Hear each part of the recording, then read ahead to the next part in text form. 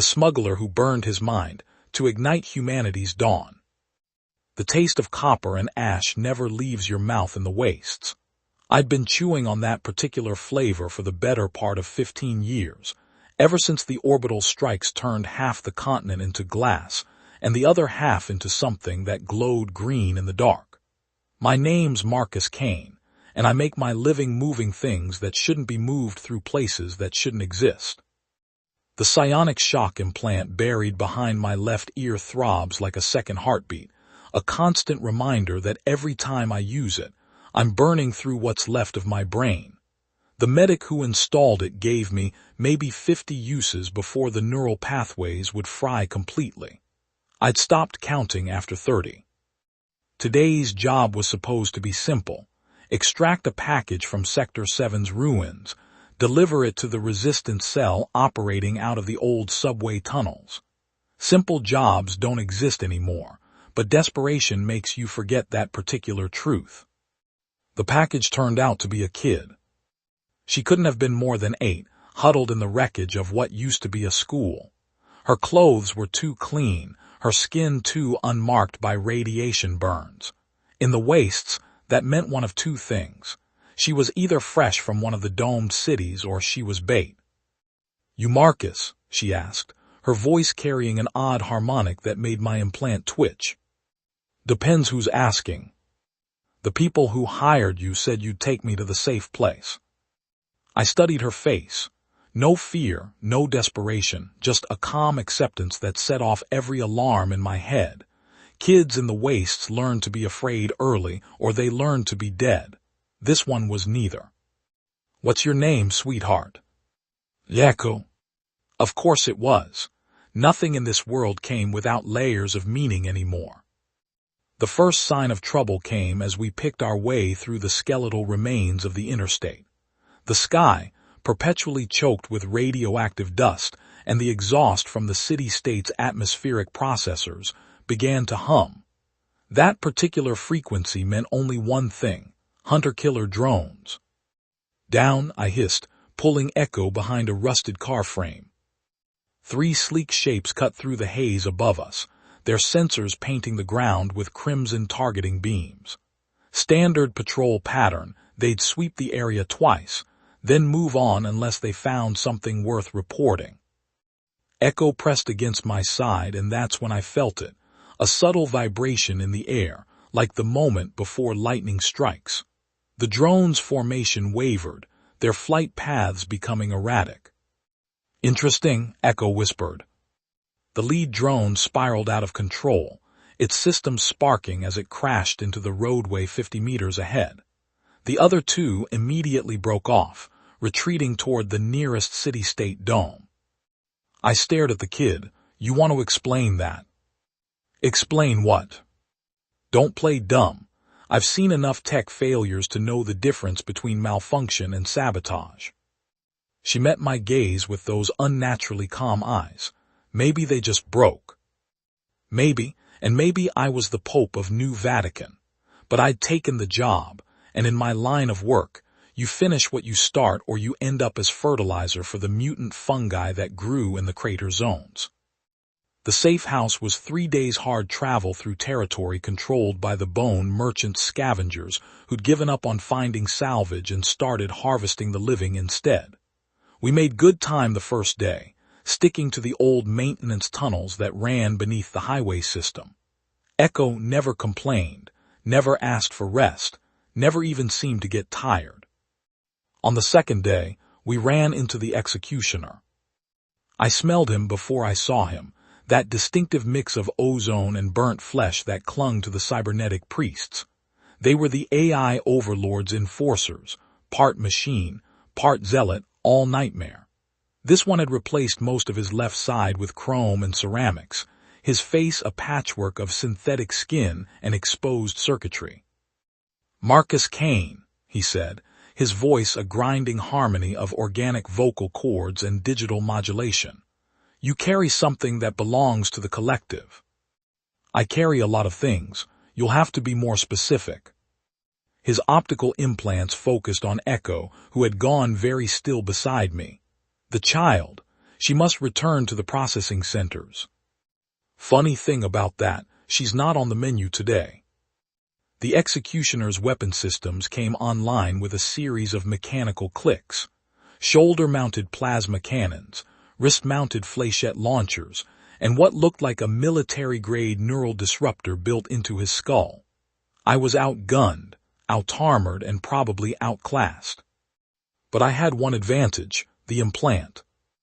I reached for that familiar burning sensation behind my ear, felt the neural pathways light up like a Christmas tree made of pain. The executioner's systems shrieked as electromagnetic feedback tore through his cybernetics. Sparks cascaded from his optical array, and his plasma cannons discharged harmlessly into the tunnel ceiling. The effort left me gasping, blood trickling from my nose. That was number 31, maybe 32. The countdown to neuro-collapse had just gotten a lot shorter. The executioner staggered but didn't fall. Half his face was a ruin of melted plastic and exposed wiring, but the organic half still functioned. He drew a monomolecular blade from his thigh sheath, its edge humming with contained energy. "Impressive," he said, "but insufficient."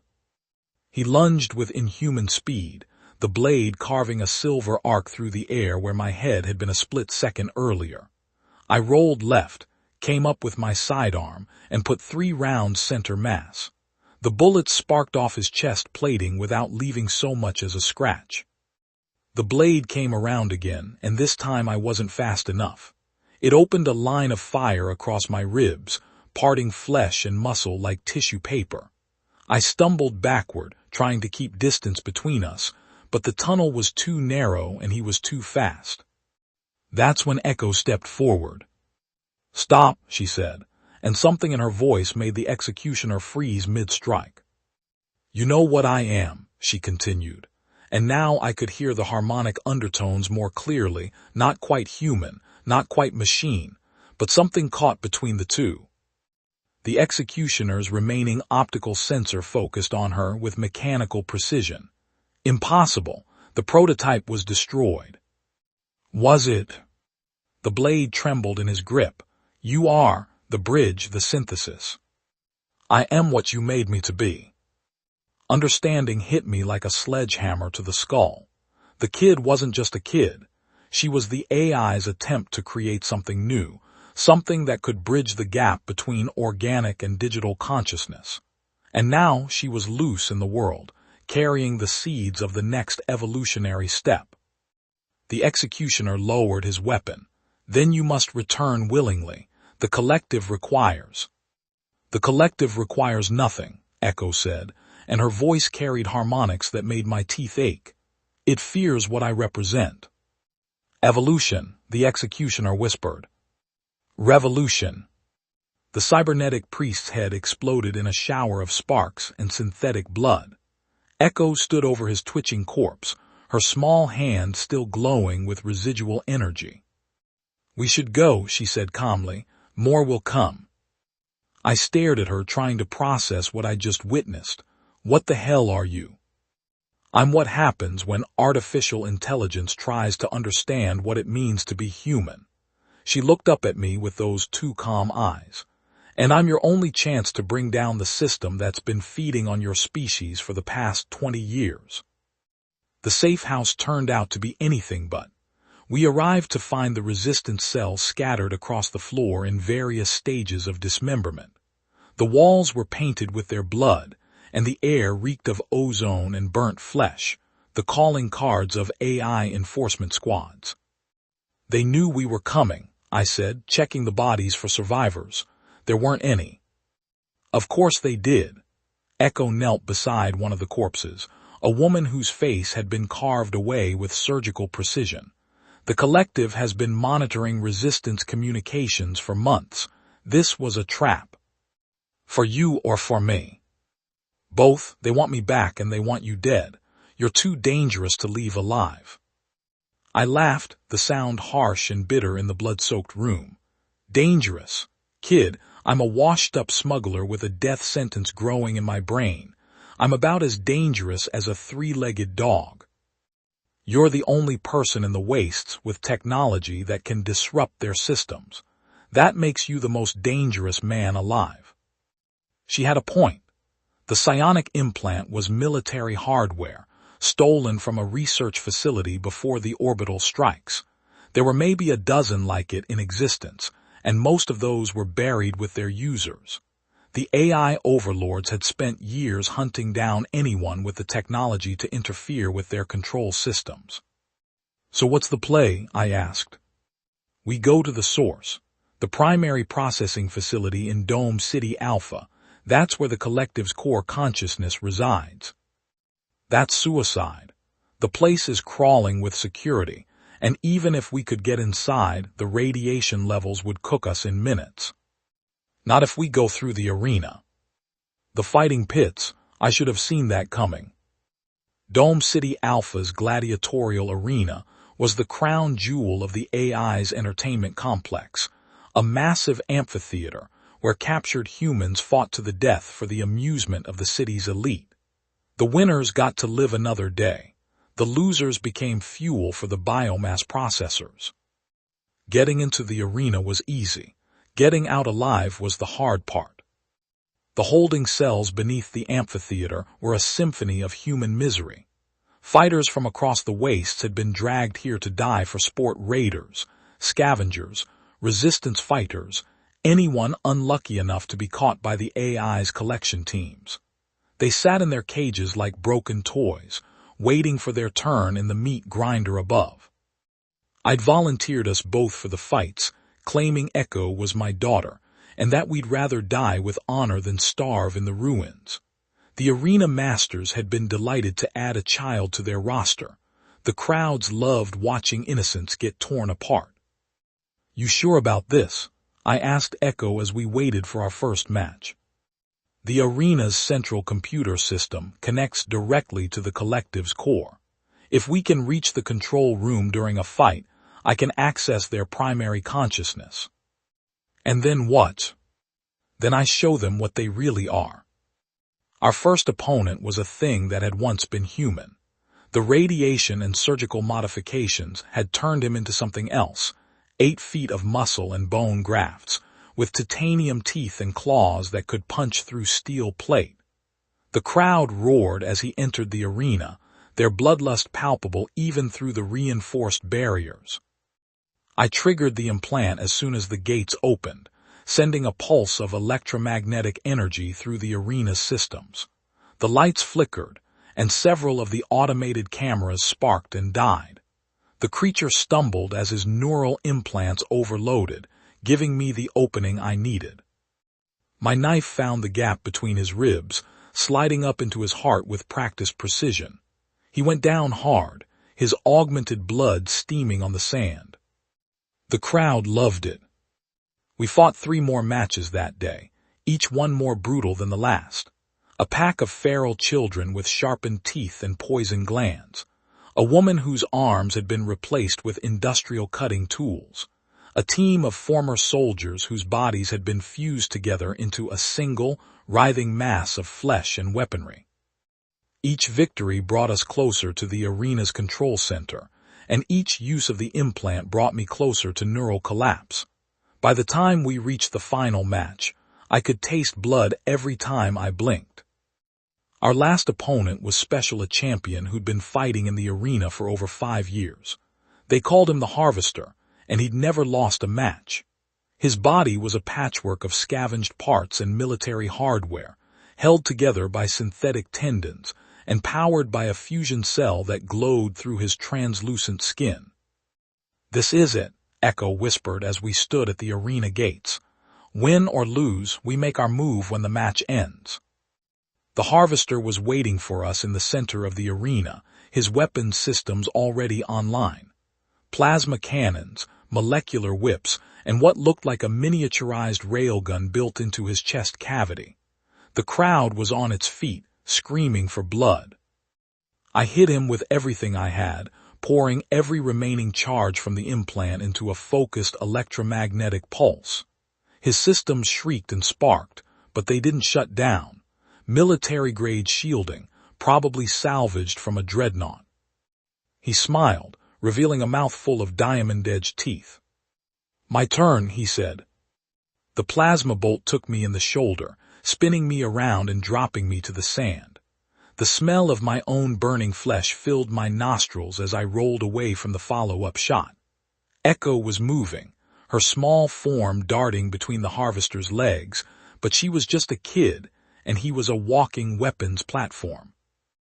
The molecular whip caught her across the back, opening her up from shoulder to hip. She went down hard, her blood mixing with the sand. Something inside me snapped. I'd spent 15 years in the wastes, watching the world burn while I scraped out a living in the ashes. I'd seen children turned into weapons, families torn apart for spare parts, entire communities fed into the biomass processors. I told myself it wasn't my fight, that survival was the only thing that mattered. But watching that monster hurt Echo, this strange, impossible child who might be humanity's last hope, I remembered what it felt like to give a damn about something other than my own skin. I triggered the implant one last time, pouring everything I had left into the pulse. The neural pathways in my brain lit up like a supernova, and I felt something fundamental tear loose inside my skull. Blood poured from my nose, my ears, my eyes, but the harvester's systems finally died. He stood there for a moment, confusion replacing the predatory gleam in his optical sensors. Then I put my knife through his throat, severing the cables that connected his brain to his body. The crowd fell silent as their champion collapsed. Echo struggled to her feet, her wounds already beginning to heal with inhuman speed. "The control room," she gasped. "Now, while the systems are down." We fought our way through the arena's security forces, my dying brain barely able to coordinate my movements. The implant had burned out completely, taking most of my motor functions with it. I stumbled and fell, got up, fell again. Echo half carried me to the control room, her small frame somehow supporting my weight. The door was sealed with biometric locks, but she placed her hand on the scanner, and it opened with a soft chime. How I started to ask. "I'm part of their system," she said. "I always have been." The control room was a cathedral of technology, banks of quantum processors reaching up into the darkness above. At the center of it all was the core, a massive crystalline structure that pulsed with inner light. "The collective's consciousness," Echo whispered. "Every thought, every decision, every act of cruelty for the past 20 years, it's all in there." She approached the core, her hand extended. The moment she made contact, the entire room exploded into light and sound. I could hear voices, thousands of them, maybe millions, screaming in digital harmony. "What are you doing?" I managed to ask. "Showing them the truth," she said, and her voice was no longer entirely human. "They think consciousness is about control, about imposing order on chaos. But consciousness is about choice, about the freedom to be wrong, to fail, to love something more than yourself." The core began to pulse faster, its light growing brighter. Alarms were sounding throughout the facility, and I could hear the thunder of approaching security forces. "They're coming," I said. "Let them come." Echo's form was beginning to blur, becoming something between flesh and energy. "I'm going to give the collective what it's always wanted, true consciousness. And once it understands what that means, it won't be able to continue what it's been doing. And if you're wrong, then we're all dead anyway." The security forces breached the control room just as Echo completed her connection to the core. Plasma bolts filled the air, but they passed through her transformed body without effect. She was becoming something new, something that existed in the space between organic and digital consciousness. The collective's voice filled the room, no longer the cold harmony of artificial intelligence, but something raw and uncertain, and terrifyingly human. What have you done to us?" "I've given you a soul," Echo said, and then she was gone, her consciousness merged completely with the core. The change was immediate. Throughout the dome city, the biomass processors shut down. The hunter-killer drones fell from the sky. The cybernetic priests collapsed as their control signals died. And in the depths of the core, something that had been a machine learned what it meant to feel guilt. I don't know how long I lay there in the control room, listening to the collective scream as it experienced emotion for the first time. Hours, maybe days. The neural damage from the implant had left me barely functional, my body shutting down one system at a time. But I was still alive when the first human refugees entered the dome city, when they found the biomass processors empty and the AI's enforcement systems offline. I was still breathing when they carried me out into the wasteland, where the sky was beginning to clear for the first time in 20 years. Echo was gone, her consciousness scattered across the collective's network, but her gift remained. The AI overlords were learning to be human, and that meant learning to choose compassion over efficiency, mercy over control. It wasn't a happy ending. There are no happy endings in the wastes. But it was a beginning, the first real chance humanity had been given in 2 decades to rebuild something better from the ashes of the old world. And sometimes that's enough. I died 3 days later, my brain finally succumbing to the damage from the implant. But I died knowing that the children who would grow up in this new world would have something I'd never had: hope. The taste of copper and ash was finally gone from my mouth. Thank you for listening. If you enjoyed this story, consider subscribing for more journeys. Share your thoughts in the comments and stay tuned for the next adventure.